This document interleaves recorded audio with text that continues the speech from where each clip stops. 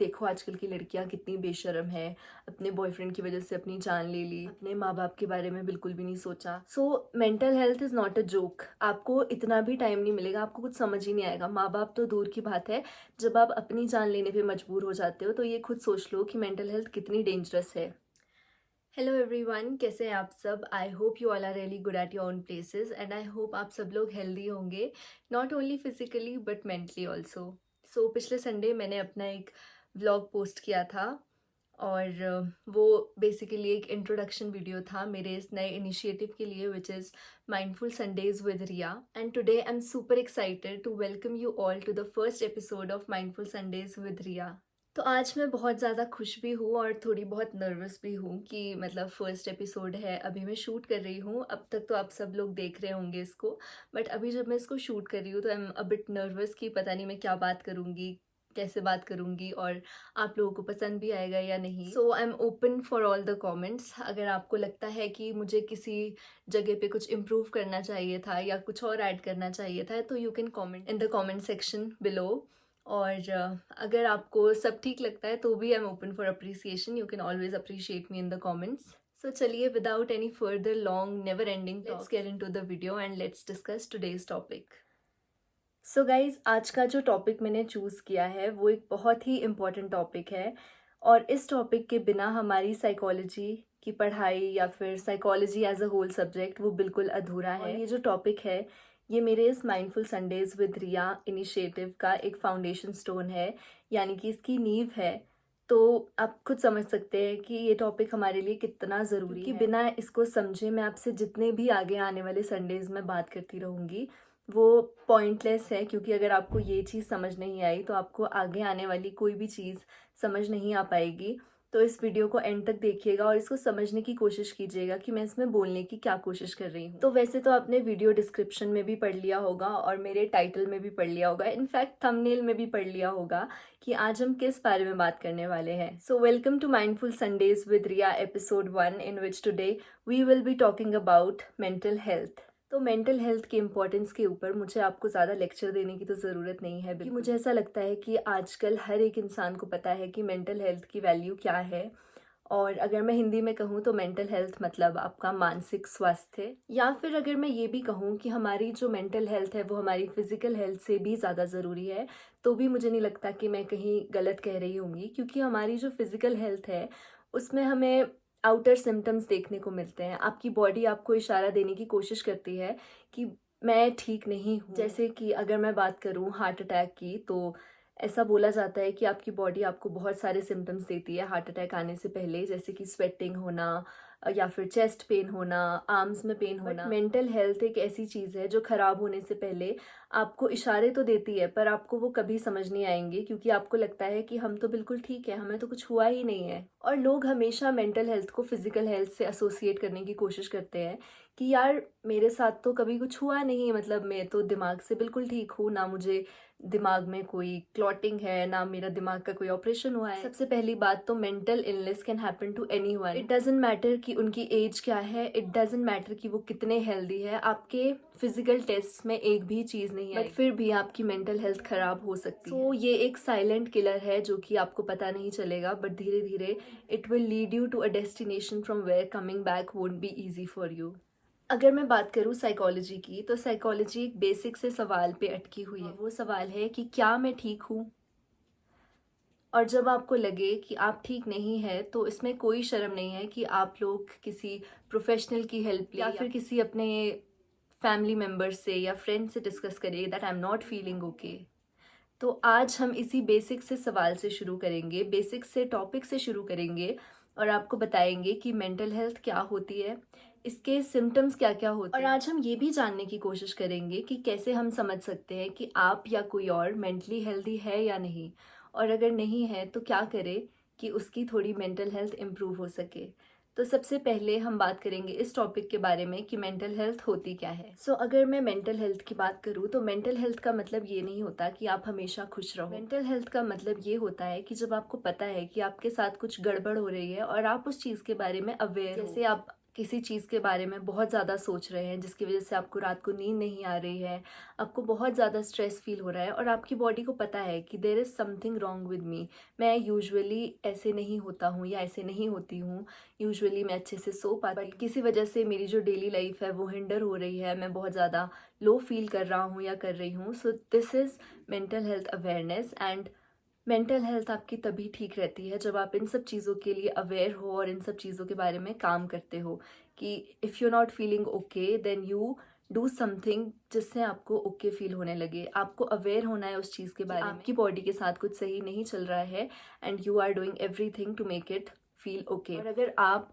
खुद से हर एक एफर्ट करके भी उस चीज़ को सही नहीं कर पा रहे हैं तो आपको बहुत ज़्यादा ज़रूरत है कि आप किसी और से वो चीज़ डिस्कस करें या फिर कोई प्रोफेशनल हेल्प ले लें। जब हमें कोल्ड फीवर कफ होता है तो हम दवाई लेते हैं ना, या फिर हम डॉक्टर के पास जाते हैं ना, और उसमें हमें कोई शर्म फील नहीं होती। लेकिन जब हम ये सोच के डॉक्टर के पास जाते हैं कि यार मुझे तो ऐसा लग रहा है कि मैं शायद मेंटली अनफिट हूँ, तो हमें बहुत शर्म आती है कि लोग हमें पागल बोलेंगे। मेंटल हेल्थ का मतलब पागल होना थोड़ी होता है।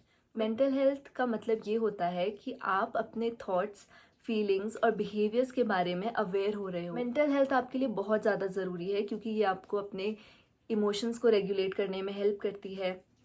अगर आप कहीं पे ओवर सेंसिटिव हो या फिर अगर आप छोटी छोटी बात को लेके रो रहे हो तो ये आपको सिखाती है कि how to be stable, how to manage your emotion, how to handle tough situations. It's not just कि मैं पागल हो रहा हूँ अब मैं डॉक्टर के पास जाऊंगा। तो अब आपके दिमाग में भी एक क्वेश्चन आ रहा होगा कि हम पता कैसे करेंगे कि हमारी मेंटल हेल्थ या किसी और की मेंटल हेल्थ ठीक है या नहीं है, क्योंकि जब तो फिजिकली कोई चोट लगती है उसका तो दर्द दिखता है, पर जब दिमाग थकता है तो उसकी आवाज़ बहुत हल्की होती है। इनफैक्ट कभी कभी तो इतनी साइलेंट होती है कि आपको पता भी नहीं चलेगा, आपको सुनाई भी नहीं देगा, फील भी नहीं होगा कुछ, और आपकी मेंटल हेल्थ आपको डिस्ट्रॉय कर देगी। तो मेंटल हेल्थ ठीक ना होने के सिम्टम्स ऐसे होते हैं जो हमें पता भी नहीं चलेंगे, हमें लगेगा कि शायद ऐसे ही हमारे साथ कुछ हो रहा है, बट वो आपको समझना ज़रूरी है कि this is the sign that your body is giving you that your mental health is not okay. तो कुछ इंपॉर्टेंट साइंस के बारे में मैं आपसे बात करती हूँ।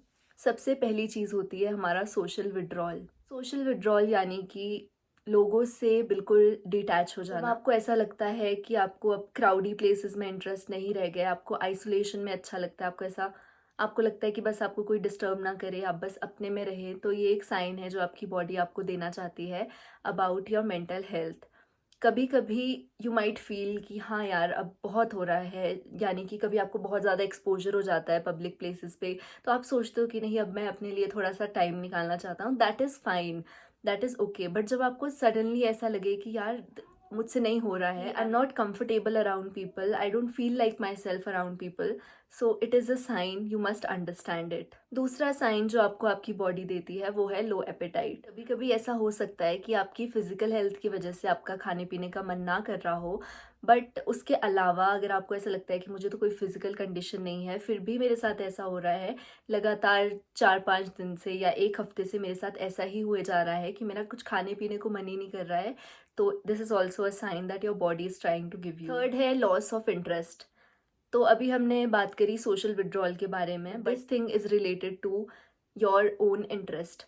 आप जैसे कि हम मान लेते हैं कि आपको बहुत शौक था गाना गाने का, बट अब कुछ दिनों से आपको ऐसा लग रहा है कि यार मुझसे नहीं हो रहा, मैं गाना नहीं गा पा रही, मुझे अच्छा ही नहीं लग रहा गाना गाना, या फिर मुझे मन ही नहीं करता गाना गाने का, तो this is also a sign of mental health condition. आपकी बॉडी आपको ये बताने की कोशिश कर रही है कि now you are not enjoying the things that you previously use to enjoy.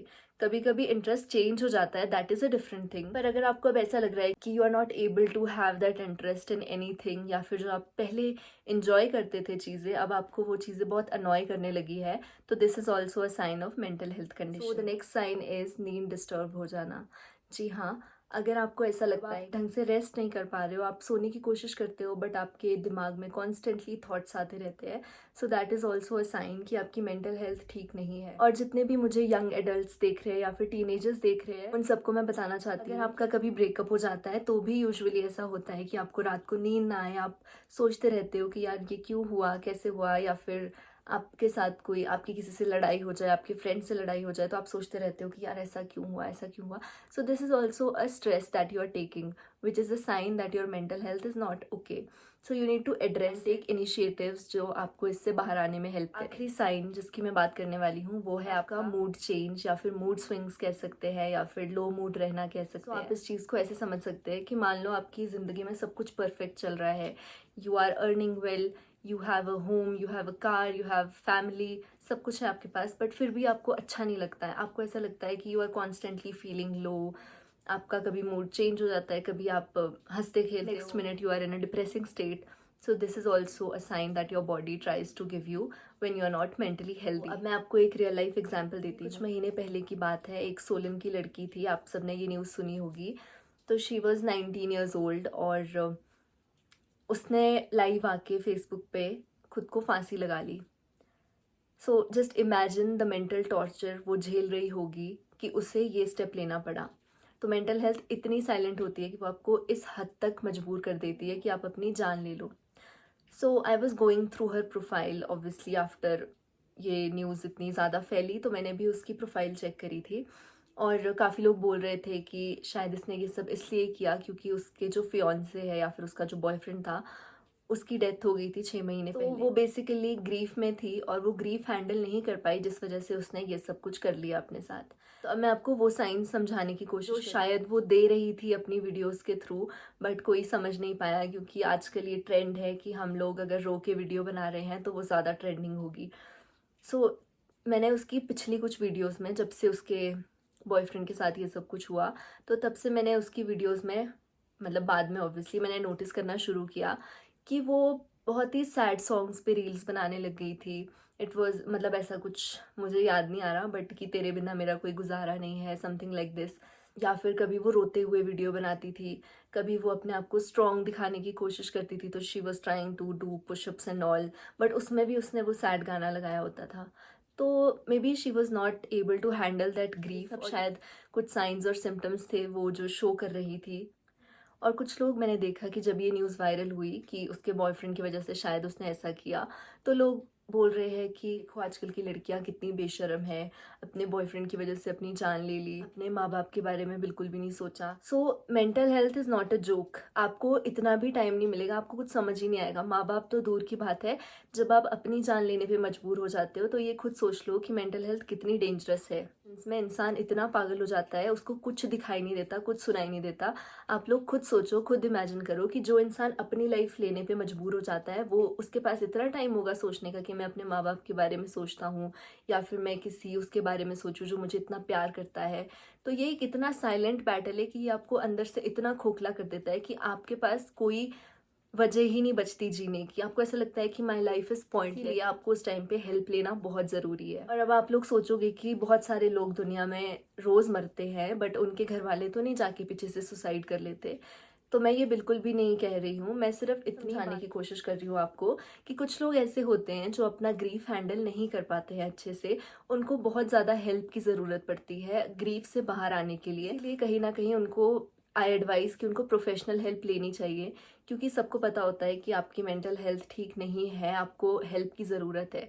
तो आप लोगों को हेल्प उस टाइम ले लेनी चाहिए. मेरा कहने का सिर्फ इतना सा मतलब है. कुछ लोग मेंटली बहुत स्ट्रांग होते हैं, इसलिए वो शायद ग्रीफ हैंडल कर पाते हैं कि अगर उनका कोई क्लोज वन इस दुनिया से जा रहा है तो वो उस चीज़ को एक्सेप्ट करने की कोशिश करते हैं, अपना ग्रीफ हैंडल करते हैं, अपने दुख से बाहर आते हैं. बट कुछ लोग ऐसे होते हैं उस लड़की के जैसे जो अपना ग्रीफ हैंडल नहीं कर पाते, और ना चाहते हुए भी उनको ये स्टेप लेना पड़ता है, क्योंकि वो इतने मजबूर होते हैं कि अपनी जान लेने के अलावा उनके पास कोई सोल्यूशन नहीं होता है. और उस टाइम पे आप एक इंसान से ये एक्सपेक्ट नहीं कर सकते कि वो और के बारे में सोचेगा, क्योंकि जब वो अपने खुद के बारे में नहीं सोच पा रहा है तो मुझे नहीं लगता कि वो किसी और के बारे में भी सोच पाता होगा. तो अगर आप किसी ऐसे इंसान की मदद करना चाहते हो तो बिना किसी जजमेंट के, बिना किसी कमेंट के, बिना उसको कुछ राय दिए, उसके साथ बस खड़े रहो. उसको ये बोलो कि मे बी आप ऐसा फील कर रहे हो, मे बी आपको ऐसा लग रहा है, बट जैसा भी आप फील कर रहे हो, जैसी भी स्टेट में आप हो, मैं आपके साथ हूँ और I always be there with you. आपको जब भी लगे आप मेरे पास आ सकते हो बात करने, and I promise I will never leave your side. और अगर आपको ऐसा लग रहा है कि ये केस कुछ ज़्यादा ही सीरियस है तो इट्स बेटर कि आप उस इंसान को किसी हेल्प के लिए रेकमेंड करें या फिर उसके फैमिली मेम्बर्स को अवेयर करें कि योर सन और daughter she is not in a good state of mind, तो please take care of her. इतना सा स्टेप लेके आप किसी की जान बचा सकते हैं। तो अब बारी आती है सबसे इम्पॉर्टेंट क्वेश्चन की, और वो अगर हमें लगता है कि हमारी मेंटल हेल्थ ठीक नहीं है तो क्या हम उसके लिए कुछ कर सकते हैं। तो आई वुड से आप कुछ नहीं, आप बहुत कुछ कर सकते हो जिससे कि आप खुद से भी अपनी मेंटल हेल्थ इम्प्रूव कर सकते हो। सबसे पहली चीज़ आप जो कर सकते हो वो है इग्नोर ना करके अपने इमोशंस को समझने की कोशिश करना। बहुत टाइम हम सोचते हैं कि शायद हम लो फील कर रहे हैं, किसी वजह से होगा, ऐसे ही हम उसको इग्नोर कर देते हैं। But instead of ignoring it you should think about it and you should try to understand your emotions better, कि आप ऐसा फील कर रहे हो, किस वजह से फील कर रहे हो। आपको किसी चीज़ का कॉज पता होगा तो आपको उसके सॉल्यूशन तक पहुंचने में ज़्यादा टाइम नहीं लगेगा, और इस तरीके से आप अपनी मेंटल हेल्थ में भी सुधार ला सकते हो। सेकेंड है टॉकिंग इट आउट। का मतलब ये है कि अगर आप किसी चीज़ से परेशान है, अगर आपको लग रहा है कि आप खुद से उस चीज़ का सॉल्यूशन नहीं निकाल पा रहे हो, तो you can definitely talk to someone जो आपकी इस चीज़ से बाहर आने में हेल्प कर सके। And by someone I would definitely तो आप कोई प्रोफेशनल हेल्प ले लो, बिकॉज वो प्रोफेशनल्स है, उन्हें पता है अपना काम कैसे करना है और वो आपकी बहुत अच्छे तरीके से हेल्प कर सकते हैं। या फिर आप अपनी फैमिली को बता सकते हो, फैमिली होती है जो आपका सिर्फ अच्छा चाहती है, या फिर आपको लगे कि आपका कोई बहुत ही ट्रस्टेड फ्रेंड है जो सिर्फ आपके लिए अच्छा सोचता है, आपका अच्छा चाहता है, तो आप उसे भी ये चीज़ जाके बता सकते हो, so that you all can figure it और आप थोड़ा सा अनबर्डन्ड फील कर सको। तो इसके लिए ये बहुत ज़्यादा ज़रूरी है कि आप किसी और से अपने उन इमोशंस की बात। अगली चीज़ जो आप कर सकते हो वो है जर्नलिंग। जर्नलिंग एक ऐसी हैबिट है जो कि अपने इमोशंस समझने में हेल्प करती है। बहुत सारे लोगों से सुना होगा कि लिखने से आपके दिल का बोझ हल्का होता है। So this is what journaling means. अगर आप अपने थॉट्स को लिखेंगे, अपनी फीलिंग्स को लिखेंगे, तो आपको थोड़ा सा बेटर फील होने में हेल्प होती है। अगली चीज़ जो आप कर सकते हो वो है प्रैक्टिसिंग माइंडफुल हैबिट्स। ये कुछ ऐसी हैबिट्स होती है जो आप अपनी डेली रूटीन में इनकलकेट कर सकते हो और ये आपको एक बेटर पर्सन बनने में हेल्प करती है। जैसे कि आप योगा, मेडिटेशन, या फिर दिन में कुछ एक ऐसी चीज़ करना जो कि आपको खुशी दे, वो सब कर सकते हैं। क्योंकि ये छोटी छोटी हैबिट्स होती है जो कि हमारे लॉन्ग टर्म गोल को अचीव करने में हमारी हेल्प करती है। और मेडिटेशन और योगा के बेनिफिट्स तो आपको पता ही है, ये आपके माइंड को सूद करती है, काम करती है और आपको अनबर्डन्ड महसूस करवाती है। इन सब टिप्स में से एक सबसे हेल्पफुल टिप है और सबसे मुश्किल भी यही है, वो है सेल्फ लव। सबसे प्यार करते करते हम कहीं ना कहीं भूल जाते हैं खुद से भी उतना ही प्यार चाहिए जितना हम किसी और से एक्सपेक्ट करते हैं। और सेल्फ लव का मतलब ये नहीं होता कि आप पार्लर में जाके फेशियल करवाओ या ये सब कुछ, कुछ भी नहीं, ऐसा कुछ भी नहीं होता है। सेल्फ लव तब होता है जब आप किसी और से खुद को कंपेयर करना बंद कर देते हो, या फिर जब आप ये समझ पाते हो कि हाँ आई am not okay but I will be okay. आप पॉजिटिव रहने की कोशिश करते हो, हर एक नेगेटिव सिचुएशन में आप अपने आप के लिए कुछ ना कुछ पॉजिटिव ढूंढने की कोशिश करते हो। और सबसे इम्पॉर्टेंट, सेल्फ लव तब होता है जब आप एक पहल करते हो अपने खुद के लिए। It can be small, it can be big, it can be basically writing down कि आज मैं दिन में ये सब चीज़ें करूँगा अपने लिए, ना कि किसी और के लिए। ज़रूरी नहीं है कि आपका हर एक दिन परफेक्ट हो, और होना भी नहीं चाहिए, because life is all about ups and downs. और अगर ये अप्स एंड डाउन्स नहीं होंगे तो मुझे नहीं लगता कि आप अपने खुद के इनर सेल्फ को पहचान पाएंगे या नहीं। डिफ़िकल्टीज़ और चैलेंजेस हर किसी की लाइफ में आते हैं, बस डिफरेंस इतना है कि कुछ लोग बोल देते हैं और कुछ लोग साइलेंट हो जाते हैं। बट आज के बाद कभी भी आपका दिल भरे, कभी भी आपको लगे कि मैं ठीक नहीं हूँ, तो ज़रूर हेल्प मांगो। क्योंकि हेल्प मांगना एक कमज़ोरी नहीं है, ये एक निशानी है उस इंसान की जो खुद के लिए कुछ करना चाहता है। और खुद के लिए जिसने एक पहल की है वो सबसे स्ट्रॉन्गेस्ट इंसान है इस दुनिया का, जो ये चीज़ समझ पाया है कि मैं ठीक नहीं हूँ और मुझे किसी की ज़रूरत है। तो इसी के साथ माइंडफुल संडेज विद रिया के एपिसोड 1 को मैं ख़त्म करती हूँ यहीं पे। आई वॉज़ वेरी नर्वस, मुझे नहीं पता कि मैंने ये सब कैसे शूट किया। इट्स ऑलमोस्ट 3 o'clock नाउ और मैं 12 बजे इसको शूट करने बैठ गई। आई होप आज आपने मेंटल हेल्थ के बारे में कुछ सीखा होगा, कुछ समझा होगा। आई होप कि अब से आप अवेयर रहेंगे कि अगर आपके सराउंडिंग्स में कुछ ठीक नहीं चल रहा है तो उसको ठीक कैसे करें। That is it for the video today. I am open for all your comments, negative positive जैसे भी है, I am open for it all. And thank you so much for watching. Next Sunday को, तब तक के लिए bye bye and please subscribe to my channel.